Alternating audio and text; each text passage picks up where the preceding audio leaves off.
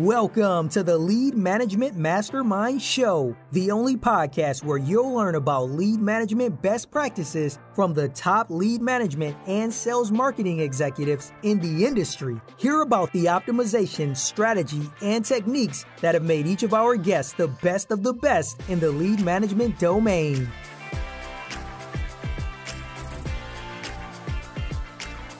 Live from the headquarters of SDP Solutions, here's your host, Scott Payne.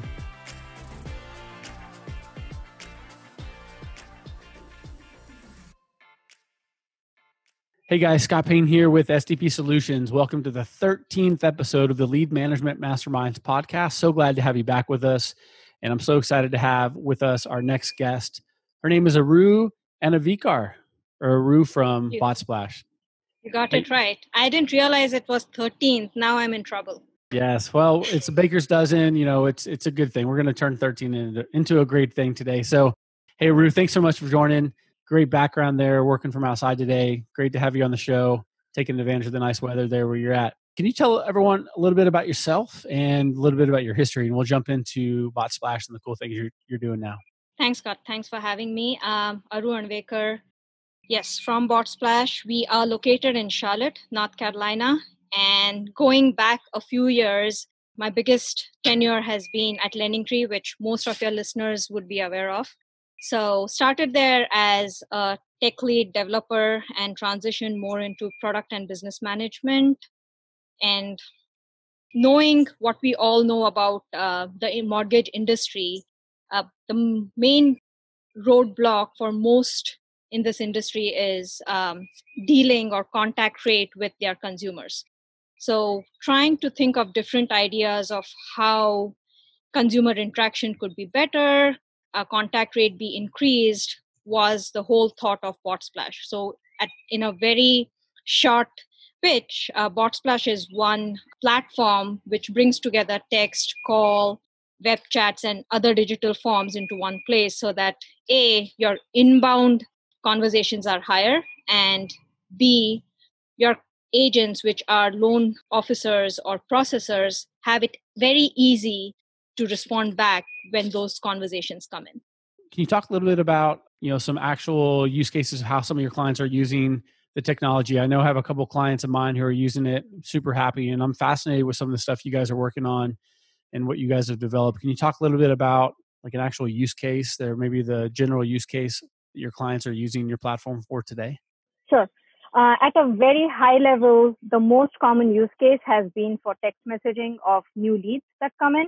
So every time there's a new lead coming from any of the lead aggregator or marketplaces, we send out a text message to the consumer so that if the consumer chooses to text back, those conversations can go directly to the loan officers that are on Botsplash. Alternatively, if those consumers decide to do a phone call, again, we route those calls to the loan officers or to the call center if they don't have an assignment. That's typically the first start of the process.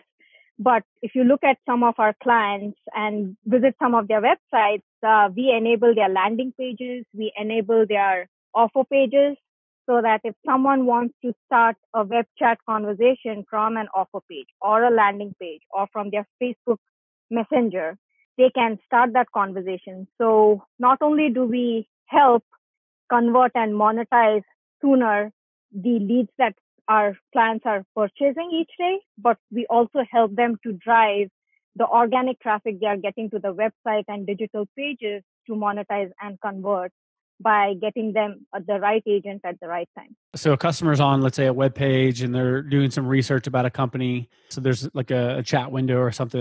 And what you're saying is that they can either do it, I guess, on the web, right, where they're talking kind of through a chat, but then they can also, how does the SMS or text messaging experience work or look like with that type of scenario?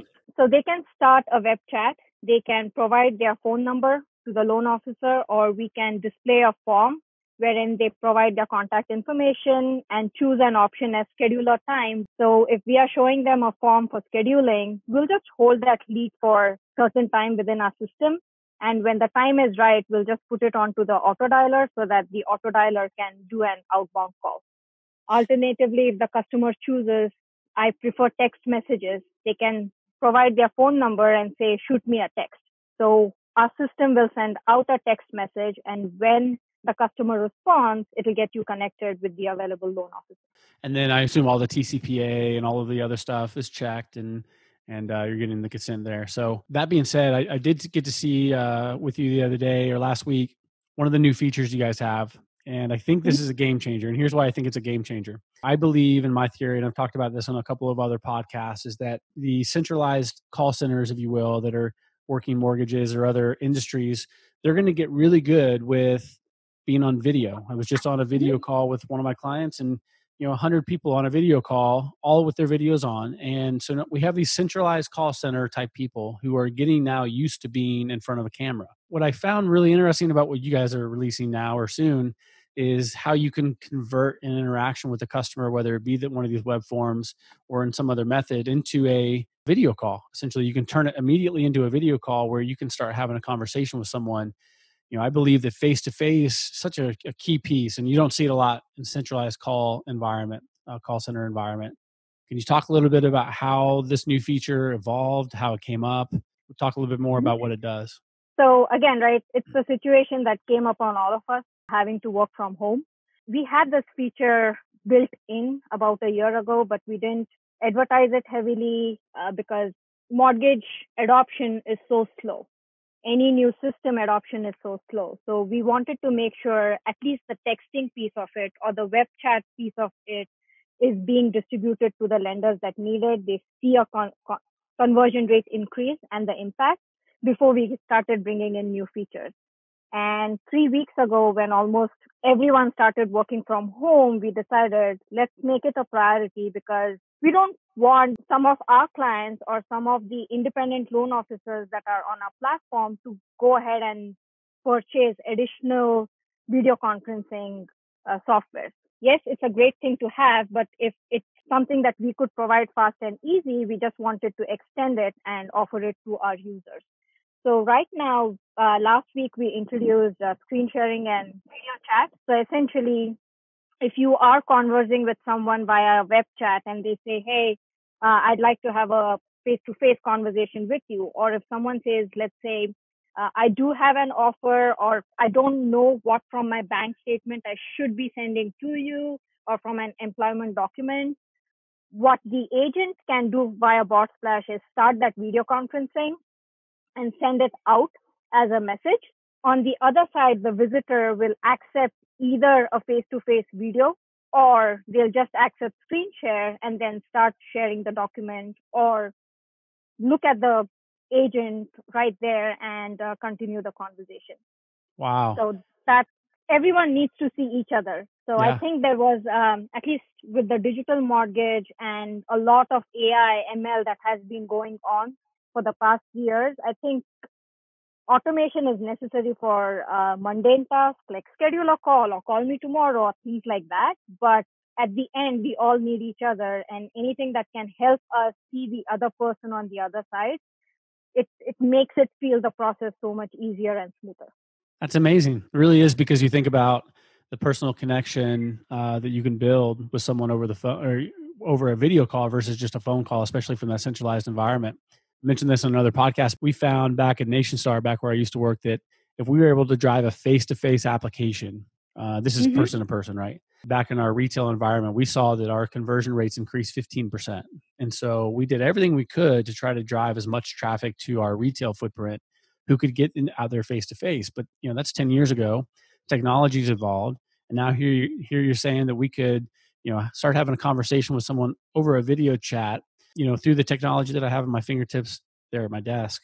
And on top of that, reviewing options. That's a whole nother piece, right? Something so hard to do. Me being a former loan originator over the phone, doing a call center, it was very difficult to try to explain options to people. So we come up with creative ways, like take a piece of paper out, draw a line down the middle. On the left-hand side, write this. Right-hand side, write this. And so, trying to get them to do it in the way was very difficult. Now, what you're saying with the screen share, now I could pull up my screen and show them the options they have right there in front of them, or do a video call where I'm building the relationship. So I think it's fascinating. Really cool that you guys have released this, and excited to learn more. I think we'll post a video, either with this podcast at the end of it or a separate video of us actually using the software. Sure. But yeah, I think it's really cool stuff, and I'm excited that you guys have it. I've heard lots of great things about it so far. So And I will add this note though, like as we are sitting home and building all of this, I've had a lot of help from my 8-year-old because, like it or not, they know video conferencing with FaceTime much, much better. Mm-hmm. So we've had a lot of her feedback and some of her friends' feedback to put this together because they are having Zoom classrooms. And you can only see in 10 years or 15 years when they step into buying a home, what technology they might be demanding. Yeah, it's so evident and clear now. I mean, I've mentioned before that my 10-year-old daughter is like my social media advisor as I'm posting stuff to YouTube and being a small business, but bringing her in and be like, what do I need to say at the end that tells people to like my video? And like, she has it all down. She's watched all the videos. You know, they understand that technology, and it is cool now to see them using it for actual school, right? At this young, early age, starting to move to the video type conferencing, which, you know, I understand colleges have been doing this a little bit now, universities, but to have our young kids now doing the things that we do through the business world, I think it's so cool and really unique situation for us to be a part of doing this. Yep. All right. So let's move on to, you had mentioned, I'd seen you on a podcast with Michael Free, our buddy Michael Free over at Lead Generation World, and you had done a podcast with him. And one of the things you had mentioned that stuck with me was talking about the specialization of, like say, team members and how that relates to an SMS message and maybe chat, right? Because, you know, I've seen this over time in buying things on my own, whether it be a car dealership or a refinance of my loan. You can tell when you're speaking to someone who really understands how to send a accurate and correct, grammatically, quote unquote, correct, you know, text message. What do you have to say, or what are your thoughts around, or what have you seen with your clients around specializing a role around who sends SMS and who sends chat? Maybe it's in a certain part of the process up front, but what have you seen on your side as it relates to the specialization? One thing I will put out there is whether you're sending a chat, email, or whatever it is, when you know your home buyer or your client is someone young, send a short message. Like nobody wants to read more than 5 lines. So whether it's email, 5 is still a lot. Like if you can keep it a 1 sentence or 2 sentence, keep it short. Yes, they do want to get the information, but if you on your end can have it as a 1-pager or like a screenshot or a PDF of the information that you want to share, rather than typing it out there, send it as an image. Everybody is able to, most people at least are able to receive a PDF or image on their phone. And that's another thing the SMS supports, right? Like send an MMS on the phone, or when you are on the web chat, just shoot it out there. And to the note of specialization, I think when someone works with a firm, it's interchangeable. Like whether you're Acme lender or you're an employee of Acme, people expect to have the answer from you. That's where I think the whole specialization comes in, where it's not like you should know everything about just the loan, but also about how can you make it fun. You're from an X city. How is the weather right now? Or the general talks that help you bind a little better. And I think especially with people mostly aren't comfortable with either texting or doing a video chat. But I think because this has forced upon us, I'm not even much prepared for my video chat. I'm like, hey, put on a casual dress and come in. Mm-hmm. I think it'll start getting more and more casual. But as we go back to our offices, but still continue using these technologies, the presentation is going to matter. And what you are, I think people are going to want to see you and in face understand if you are specialized to taking their business. So my chat with Michael was essentially, it's great being a good loan officer and a loan processor, but you will always hit a point where the customer that you're talking to would want you to be more. Like a loan processor just cannot say, I don't know this answer, let me put you back to your loan officer's hand. So you would have to extend and adopt all technologies. Got it. Well, you mentioned right there, I wanted to jump into it before I forgot, you mentioned a loan processor. So obviously I have a lot of people who are mortgage listeners, but some that aren't. But just to talk about that process, and it could relate to other industries as well. But, I've seen challenges with an SMS solution in the past where it is in one system where the loan officer lives. But there are other people in that process down the road. So in the mortgage world, obviously it goes from loan originator to loan processor. How does your technology handle that transition? Because, it's a challenge, and processors need to be able to send text, right, for certain things and check-ins. The challenges I've seen on the technology that doesn't have it is, you could give them a solution, but if they don't see the history of what was sent previously, that could be a challenge and make, a company not look as good. What does your technology do, and how does that work for multiple people on a record? So our platform allows for multiple agents to be on the same conversation. And one example I will give you is, let's say you decide all the organic traffic is low intent, so I'm going to have it going to like a marketing team or a support team. If they decide it's a qualified lead or customer, they add the loan officer. And at that point, they can say, my transfer here is complete. I'm just going to pull myself out. But as the process continues, the loan officer might pull in a loan processor, or maybe on the back end, they have a proprietary system wherein if they assign a loan officer, they send a trigger into our system and say, hey, now a loan officer is assigned, and we'll pull in loan processor is assigned. We'll pull in both the parties together. At that point, the loan processor now becomes the authority of that lead conversation. They may decide to throw out the loan officer, or the loan officer themselves might leave that conversation. On the other hand, even when the sale is happening, if the loan officer has certain questions which they are not able to answer, or if they feel like their managers might be able to convince this customer in a better form, the loan officer might be able to pull in a team lead or their manager to come and have like a group conversation with the customer and then transition out from there. And the reason we put that feature in was A, you needed that group conversation to look at each other. B, sometimes you have very qualified customers who are doing a refinance. They exactly know what the process looks like. And from the minute they hit the ground of starting the application process, they'll start sending the documents. Here's my pay stub. Here's my bank statement, everything.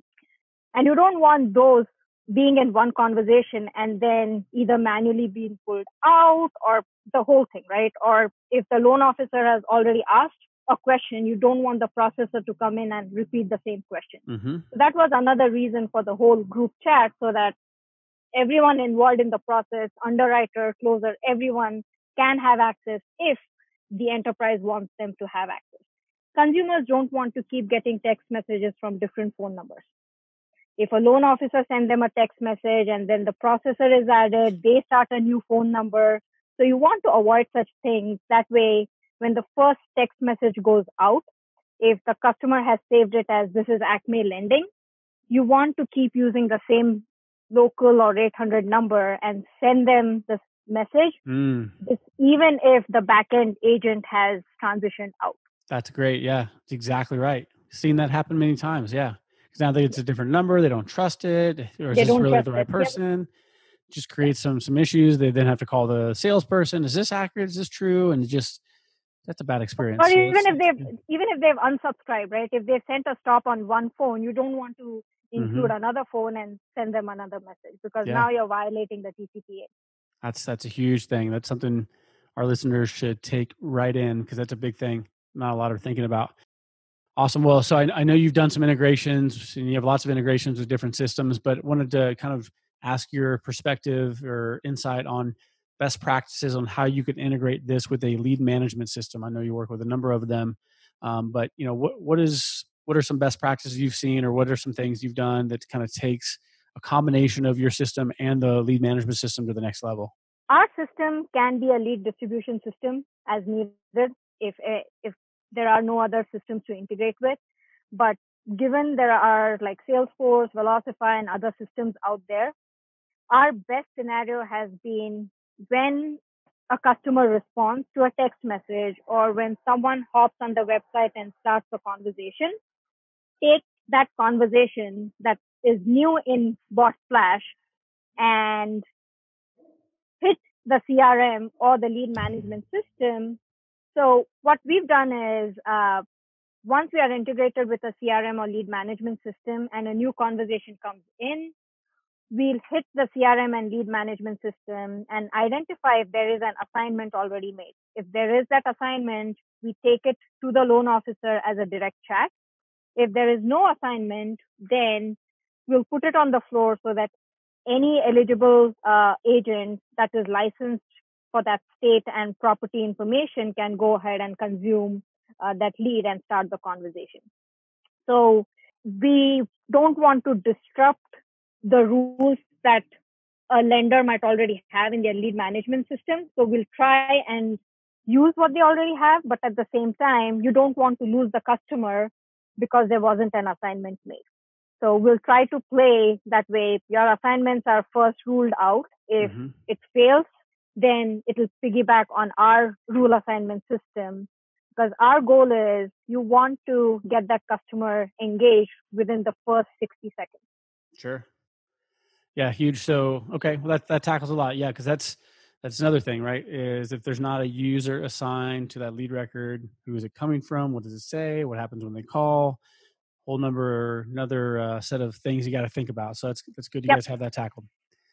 All right, so let me jump to one of the things I've asked all my guests, and there's a couple questions left here, but mainly I want to ask about user adoption, right? I know this is something you guys have to deal with because you got to get users to buy in and use your technology. So it's always an obstacle when launching lead management systems and other things. And so what techniques would you recommend to my clients out there, or my customers or listeners out there, about changing the behaviors of loan officers who maybe get stuck in their own ways, and this is the way we've always done it, these types of things? What are some ways and tactical ways that you've done and seen, user adoption best practices?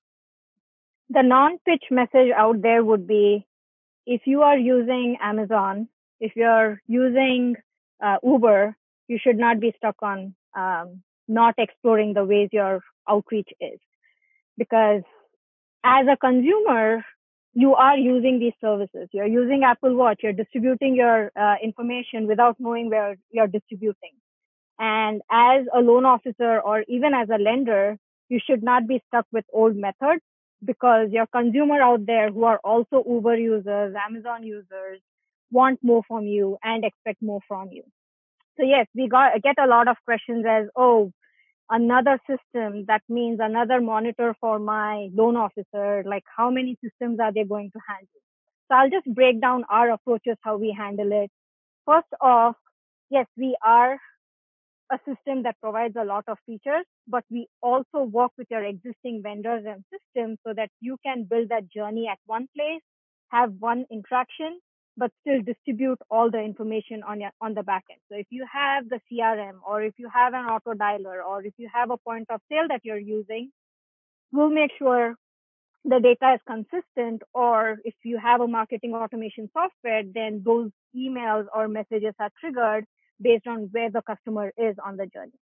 The second thing that we've made sure that our customers or clients feel comfortable is we have a mobile app for our platform.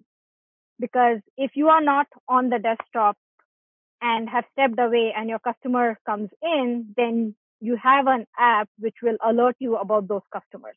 That way you are never losing the conversation. And the third thing that we typically work with larger customers is if they have their proprietary CRM and like a Salesforce of their own that they've built, then we'll work closely with them to integrate our system into their existing system so that they have less training issues and things of that nature. But I think overall, being shy of adopting any technology is a wrong approach. And our work around it has been, try it out for 15 days, try it out for 30 days.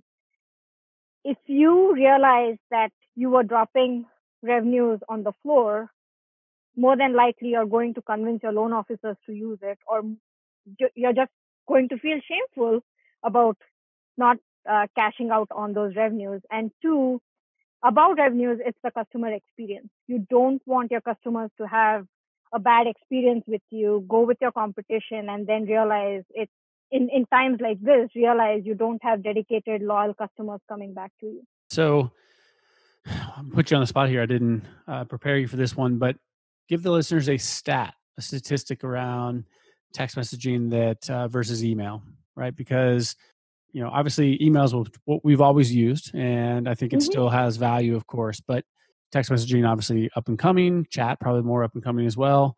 What is an interesting stat you can think of off the top of your head that might amaze some of our listeners? I'll not go into specific like response rates or open rates, but what I will say is anyone that responds to a text message has a higher level of conversion rate than emails. With emails, you're struggling with two things. When someone responds to those emails, the chance and probability that it will go exactly to the loan officer that's been assigned or it goes into the pool is a lot. The other issue emails creates is the spam rules. Sometimes people don't get the emails that they send, and emails, like everybody gets just so many emails. They stack up based on when you're sending them, if they are at work or even if they come home. If you close your email for like an hour, the next hour you'll have 20 piled up. So getting through those is painful. Text is more appealing. It attracts the attention sooner, faster. But I'll also say a lot of people are using text. You have text because Uber is in there. You have text reminders about your medical appointment, your dental appointment, all of those, right? So texts are also stacking up. But at the same time, it's more personal. You don't forget about those texts. So the conversion rate is much higher. So if you're talking about response rates for emails being like 0.02 or 0.002, in text responses, based on what your campaign is, who you are as a lender, how much branding and awareness people have about your brand as a lender, you can see anywhere from 0.2 to 0.9% of same day response time or response rates. And they only keep increasing each day that it gets added up. Good stat there. Appreciate you doing that. There was a study done by Velocify, actually, where I used to work a couple of years ago. They talked about, it was really when SMS kind of came out, it was kind of a thing. And they did a study or released a white paper that talked about like when is too early in the process, or what point in the process should you send the first text message. And a lot of what they wrote about was that you should not send a text message before you've made contact at that point in time, right? And I think obviously as things have shifted over time, people have gotten more used to sending SMS messages.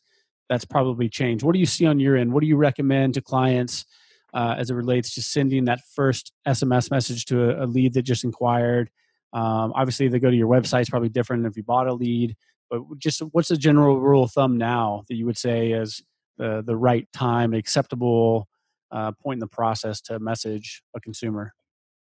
So whatever I say might kind of create a conflict what got created 10 years ago, right? Like call now. When the lead drops into your CRM, make sure you call. And it all created the fight of where a lead is matched to multiple lenders. Everybody's calling at the same time.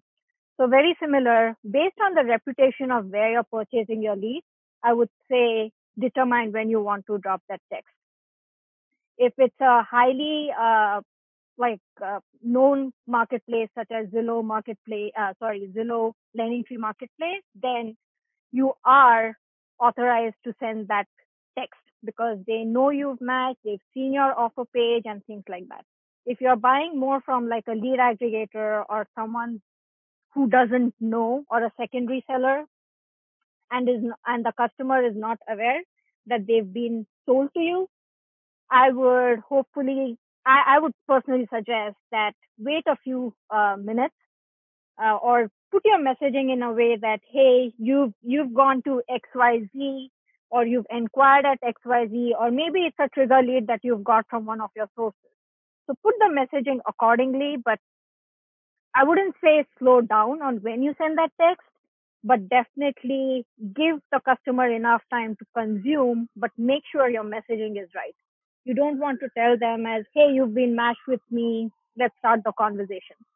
So keep your messaging appropriate so the consumer feels more welcome. That's good. So I'll give the listeners a free piece of advice that I always talk about recommending when implementing SMS is that especially in the bot lead situation where you're going to buy a lead and you're competing against other lenders and they don't know who you are potentially, right? Speed is so important typically, first to call, but in my opinion, it's not. To your point, wait a couple minutes. And here's what I like to say after 5 or 10 minutes.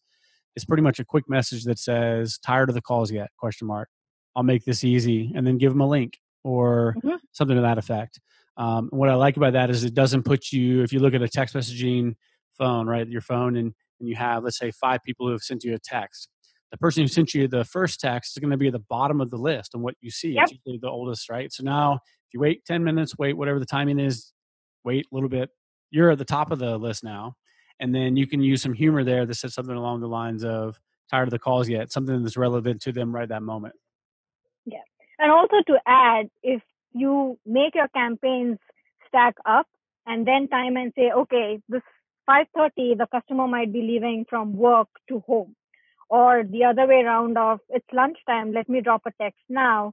So all these secondary leads that you're buying where you think the customer is not the one who hit submit, or maybe it came like an aged lead, then you want to time it in a way so that you grab the customer's attention. So that's a great segue as we move it into templates. Just a quick question for you there. What do you see as best practices around templates that customers should be using for status updates and these types of things? What are some things you recommend to your clients that they should be doing? I would say don't use templates. Like, give the message, but keep it as conversational as you can. Multiple reasons, right? It is a conversational platform. Even when you send a template and the customer responds, you have somebody on your end who's going to respond back. So for many reasons, keep it as conversational as you can. Keep it short, 120 characters or less, and make the message very clear rather than sending something as, hey, your loan is now being processed, or you say things as, your loan is now in processing, your assigned processor is that agent name. If you have questions, call back. Sending just, hey, your loan is processing. What happens is, do you need something from me? What do you want me to do? Or what's happening? Am I done here? When will it close? So don't give customers more questions or doubts. So keep them simple, keep it conversational. The other way customers can handle this is when that loan processor gets assigned or an underwriter gets assigned, they can send a personal note saying, hey, I am such and such, I'm working on your case, and send another message, maybe this is your loan information. If you need to access the status, and give them the link of your point of sale or any other system that you might have. Got it. No, it's a great advice. And I would also add to, I mentioned this on a couple of other podcasts and blog posts, but using the time of day the person inquired as a data point and how you communicate with them. SMS. You mentioned the leaving from work at 5:30, but if you have data that says that the customer inquired around noon, and you're going to text them 15 days later, maybe that's a good time to send them a text is right around then. Other question about emoji or about SMS is around emojis. What are you seeing there? What's acceptable? What's not acceptable? What do you see? You can always start with a smile. If you get back a smile, that means people are okay with you sending out emojis. Okay. But know what your audience wants. Like, depending on what emojis they are using, I would say appropriately use them. I would never recommend sending an emoji within a text message at the very start, like a welcome note. But using emojis on your web chat, definitely very colorful, nice. It helps you understand, like, if you're displaying a contact phone number or a servicing phone number, show it with a phone icon, because they'll know if they click that option, very likely it's going to either instruct them on how to make a call or display a phone number. If they are seeing like a chart, then that would mean maybe they can browse for rates.